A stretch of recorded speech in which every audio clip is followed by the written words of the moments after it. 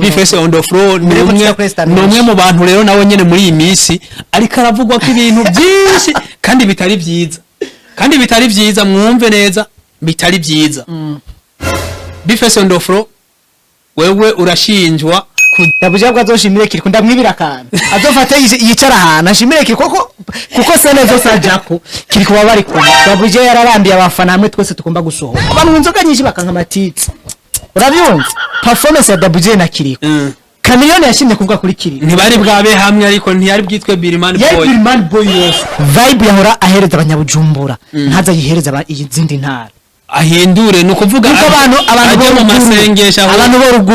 abantu bo ruguru nimba uzi indirimbo zo muri Kongo baje bakongomana abantu bo ruguru muzeye Mr Champagne no bashobora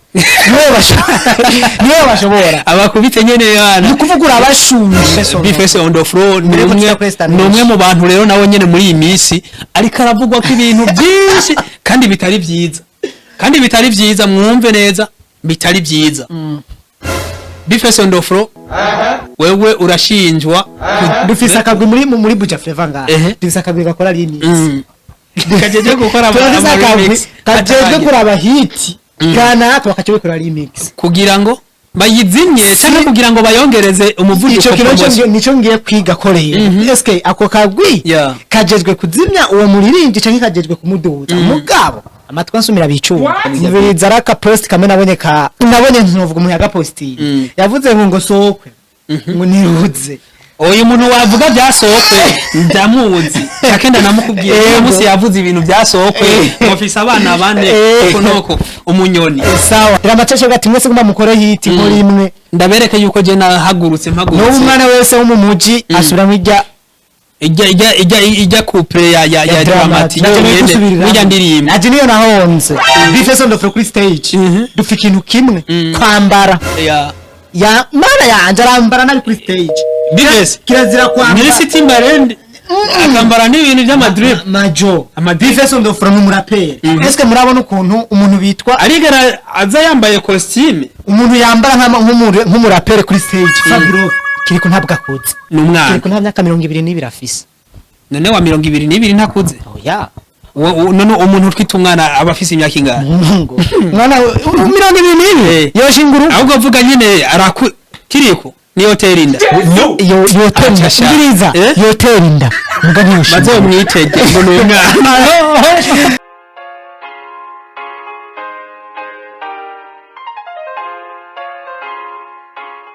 so urumva rero nako ndavuga nti kwa Kiriko akiri nta kosa nimwe bakoze ahubwo Brarudi yarakoze kuba yifashishije musore udazohagurutsa public irakeneye kumubona kuko abeshi bavuga ngo ni mugufi ku batamuzi oya no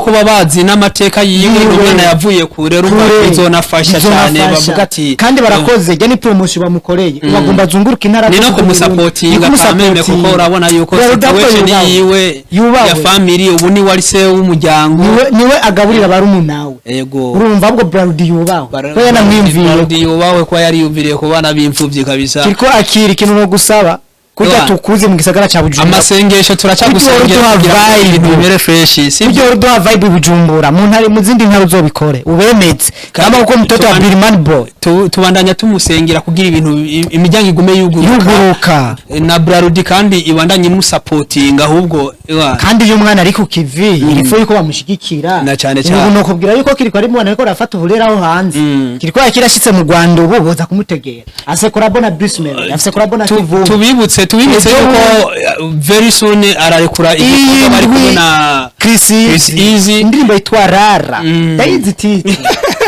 titi yitwa Rara rindira mwana bemetse so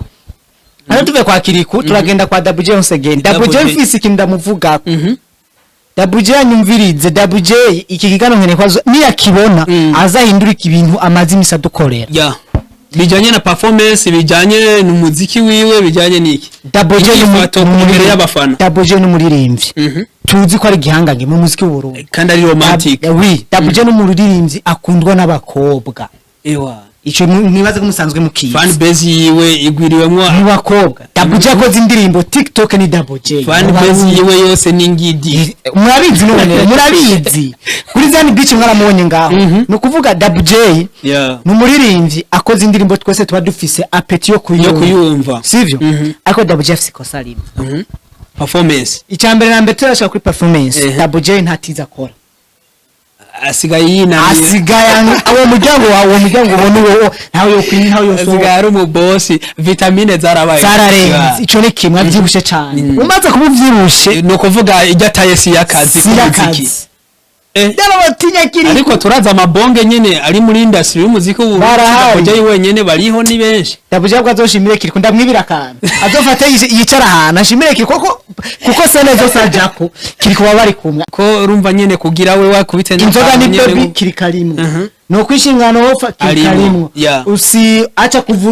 kuvurugana kiri karimo izo ndimo ntamuzimo suguwa kiri karimo yo kiri karimo izo ndimo no Double J aziriri no kuvuga rero mu gihe muri Birman Boy batazo bagifise kiriku no kuvuga Double J atarahinda azoca bikisu atarahinda nako ndavuga nti kuririmba Double J ndavyemera arabishoboye agende muri gym yitura agende muri gym tonic amaze kuja muri gym niyige music live niyo music igezwe icaga 3 performance music live ntayashoboye Double J Double J ni chai ndagwa akarongo karande ashakanyumve muri Tagata na Prime Star uramwiruka ko baorege baramwifutse kabisa niko bamwifutse bavyiko babifese music live ni kwa twimenyeremwo abantu zeya abarapere mugura inzu ubona umutaririmba R&B umugacurapere dezemema muri Gra Plaza igiye gugura Gra Plaza niho wari nimba atari hore ndakubwira ivyabereyeho Double J yararambiye abafana hamwe twese tugomba gusohoka hamwe batangura kuvuga nyine music live bayo abariko baramuvugiriza no wari kararirimba ntivyari bihuye Double J harageze igihe yari ingo live band niyo yari hari ige ariko araririmba harageze igihe indome vya nka kwazisohora music live nikindi impemu ziramubana nyinshi ko ari yemera kutiza abantu inzoga nyinshi bakanka matitsi urabyumva ico ni kimwe n'ivyana nyene agumaye sinzi cyose no mubesha kona na agumaye import ararenze n'umustare agumaye import na hindure rero kinango namubwire Double J yagiye kuzunguruka igihugu cyose hari intara atarajemwe mu Burundi gukora ama concert zose ashaka kwamaze kuzitembera mugasi wose arakora ama concert ubu Brarudi igutoye ibikeneye kuyikorera ikintu kizima kugira izo kwibuka urabona bafizo baje Fizo na Satubi bagarutse incuro nyinshi sinzi ko bikira concert nuze kamiliyoni igeze kuza mu ngamu Burundi yari finale ya Primusique edition ya 2000 kangahe 2000 vuba atari muri Primusique vuba okay vuba azananye na bene wabo okay ndayibona azananye na n'ujya bavukana sinzi kumubona baraso sawa uribuka ko Double J yarimo vuga performance ya Double J na Kiriko Kamiliyoni yashimye kuvuga kuri Kiriko ntibari bwabe hamwe ariko ntiyari bwitwe Birman Boy yari Birman Boy yose bose bari Birman Boy muga bose bahuriye kuri stage muga Kamiliyoni yaravuze ati uyu mwana muachiye nje kabisa anaweza ariko nyene ugiye kuraba turavuze kuri performance za Double J Kiriku reka dusimbire kwanza imbere yuko tugera kuri Estanishi tuze kumurapere B-Face on the floor ariko nagoma manze impanuro Double J gatowe Double J ndaganda mubwire nti Baboy Kira turagukurikirana Instagram Facebook sinzi ko na TikTok ayikoresha ntavyo ndabibona ariko vyose turabikurikirana Double J arazi kwandika indirimbo Double J arazi kuryohera abarundi nagoma ndamuhanure basi sukumwana aransumba muganda ashaka kuvuga ikiri ku mutima tumaze gura mu concert meshi sivyo vibe yahora ahereza abanyabujumbura ntaza yihereza izindi ntara ahindure no kuvuga abantu mu masengesha abantu bo ruguru nimba uzi indirimbo zo muri Kongo baje bakongomana abantu bo ruguru muzeye Mr Champagne no bashobora niwe bashobora abakubite nyene yana nukuvugura abashusha abantu bo ruguru ariko nyene kubera iki nyene Mr Champagne batari kumwiyumvira kubera iki nyene bari bariyumvira urumva aba promoters n'abandi bantu nyene aba journalist abantu bakurikiranira hafi vy'industry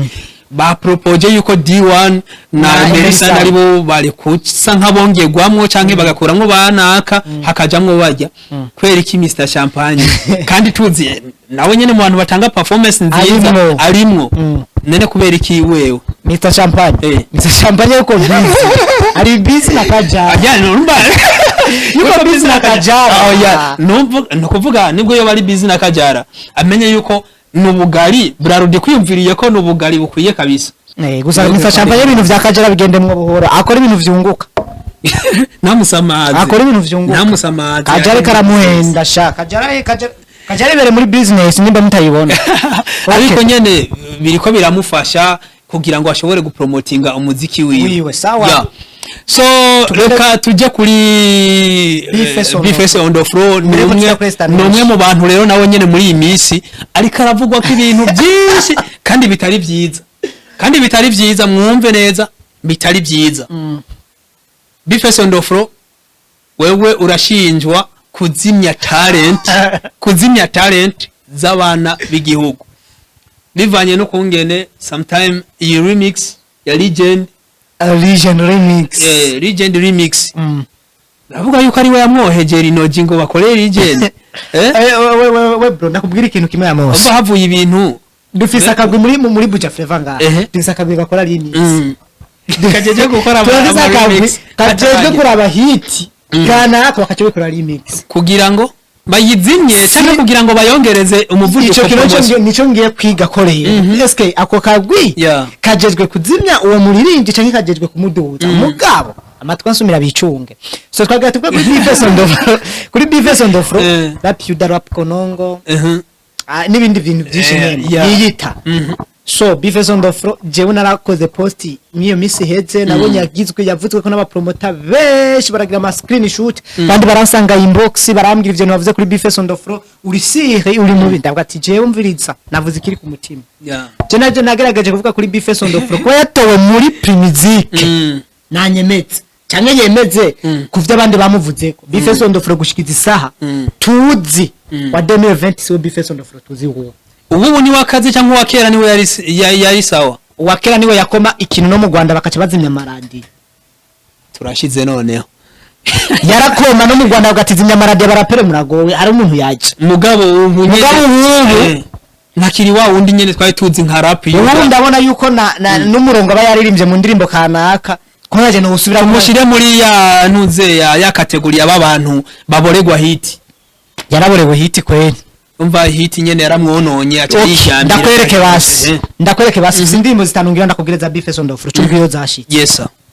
indirimbo ya mbere yakoze ayikoranye n'umuririmbyi ari umuririmbyi wo mu Rwanda bwiza Aline Sano urayibona ijya ndirimbo nindakivuza mu Burundi sinokugira niyo yahereye iyo si indirimbo ya mbere tukiyumva no muri wa DJ hari yaba indirimbo yakoranye na Vanilla Ice wewe urayizi na titre asinigeze ndanayimenya aho sawa indirimbo yitwa Ntanderugira hoho na Kamara Mats sawa mperuka titre indirimbo bitwa Legend remix ukuntu yaririmbye ujya mwana baramuviyoye igikorwa cyo ugize ntuzeya analyze ukumviriza Legend y'ubu remix ukaca wumviriza na Legend ari single urumva ko hariho difference ya quality cyane gose yayiririmbye ari muri mood mugabo ibintu bace bajya gupararanganyamwo ndemeza yuko mu bantu baririmbye muri remix abantu baririmbyemo tuvuga ati aba bantu by'ukuri baraguye kuri beat canke barashizemo ibintu bizima novuga ko DJ Philbite yubahwe cyane yarakoze neza zijya intro ziwe ni fresh ntarigera tuta hasi aho twehutse jewe ndavyemeza gose ndavuga kandi na Dramat yaravyitwayemo neza mu gihe mviriza raka post kamwe nabonye ntuvuga umuntu yagaposti yavuze ngo sokwe ngo niruze uyu muntu wavuga byasokwe ndamuzi akenda namukubwiye umunsi yavuze ibintu byasokwe ofisa abana bane konoko umunyoni sawa yaravuze ati ngo nafashe ba Legend bane ngo ndabakoraniriza hamwe ngo ba Legend bane bo mukayana ngo ndabakoraniriza hamwe ngo mugabo bace bakwitwa na muri Legend umwe w'imuyinga ati ndinde Linoji n'umunyakayanza, Bifesi umunyakayanza, DJ Eri Pro, Philbright Eri Pro umunyakayanza, Umunyakayanza. DJ Philbright Kayanza. nawe nyene Bose ni Kayanza. turashize none Baca bakubitirwa hamwe n'umwana muto. Kayanza yaduhagurukiye Baca bakubitirwa hamwe gusa We bose. Muyinga. Drama Church gati mwese kuma mukore hiti muri imwe. ndabereke yuko je nahagurutse No mpagurutse umwana wese wo mu muji asubira mw'ijya ijya couple ya Dramati yo nyene burya ndirimba Naje niyo nahonze. turashize none Nijo gituma rero Bifeso ndofro kugira ngo azifate neza narumvise yuko menga afise ibikorwa bishasha. Niba nakwita igikorwa gishasha gihabura. Bifeso ndofro turamwibuka. Turamwibuka gikoma abanyarwanda kuri la difference. none n'ubundi muri Primizika ni atuzana akakera akaduha ziriya zose za la difference akatugarukana muri ntuze ya binde na bya bijambo vyengo bya wagwane ma people. Ndamwibuka okay unavyumva rero. Basi Bifeso ndofro kuri stage dufika ikintu kimwe kwambara. Ya mana yanje arambara nari kuri stage. Bifesi Kirazira kwambara. Messi Timberland akambara n'ibintu by'amadrip Majo. Bifeso ndofro n'umuraperi. Eske murabona ukuntu umuntu bitwa arigera aza yambaye costume umuntu yambara nk'umuraperi kuri stage Fabirove. Kamirigado Fabirove yinje kuri stage urabona ati ujya muntu n'umuraperi ariko mw'iyi misi ari mu nyishu Bifeso ndofro tumaze kuba tugarutse kwa ntuze ya kwa Fabirove ari mu nyishu njya n'inyakuba mu rwego nyakuba Fabirove ramana bwa ati congratulation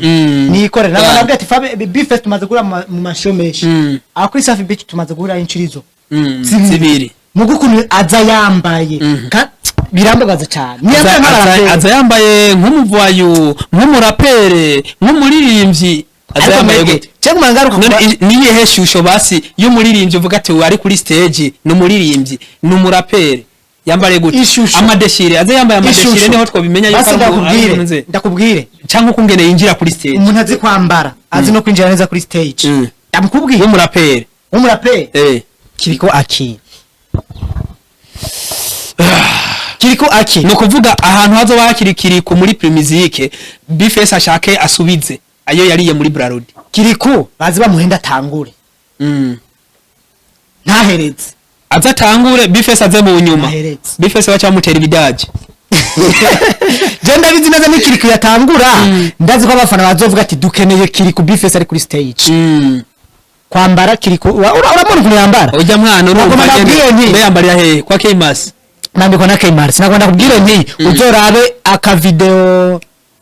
uzorabe video bamaze gukora video aro ikiganiro Kivumbi yakoze wo mu Rwanda yavuze ati niba amaze kubona abaririmbyi ba Creya bafise no mu mutwe kiriko aki no wambere kandi akiri umwana kuko yavuga ati niba azanye mbe kiriko tumwita umwana umuminime cyangwa tumwite nyene umuntu yakuze nyene oya mvuga physique ma kiriko ntabwo akuze n'umwana kiriko nta myaka 22 afise none wa 22 ntakuze oya none umuntu utwita umwana aba afise imyaka ingana mwana 22 yoshinguru ahubwo avuga nyene kiriko ni hoterinda yoterinda mugani yushinguru bazomwitege ngo n'umwana yarampa abademu bacu azaza kumwitega ngo ni hoteri bazomwitege nako ndavuga kiriko akiri no muririmbyi Creya je ngo ndababwira kiriko akiri muzo mwitege muri Primizike muzobona imintu bwabone mu Burundi kiriko akiri muri kanasho Chameleone yaje munga muri koko yaje yambaye umupira wariko orega ari mugasho ninde ari kucimvira kijya kiye yanaga creativity nyinshi yavuga ku mbuga uravyibuka kiriko akiri uribuka ku ndirimbo ngangare nyine vyakunze ije challenge yakoze ukitoa na to haje ntagwa nkururimo ije ni Creya abari bacho bashaka ngo yashatse kwifatira gahanga ukunuku bonye haje usanze inbox zabo ka verify inbox zabo barayaga bije ndabizi je Creya ni byakazi kaje urya rero ucubona ko ari umwana Creya ni byakazi ucubona ko ari umwana Creya ije yose ni creation ya Kiriko ndagwa akarorero kuri Kivumbi King niwe yazanye creation yuko bo kwambara umwe kwambara impuzu iriko idarapo yo mu Rwanda na president na wundi akambara ijezi y'u Rwanda niyo yazanye creation yuko bogenda kwifotoreza ariko bararaba ifoto iriko president son excellence Evariste na Kagame byose ni creation ya Kiriko uko mwana kuna create cumi tegari muri primus evenema zotembera igihugu cyose kandi azigamwe ubugari bukwiye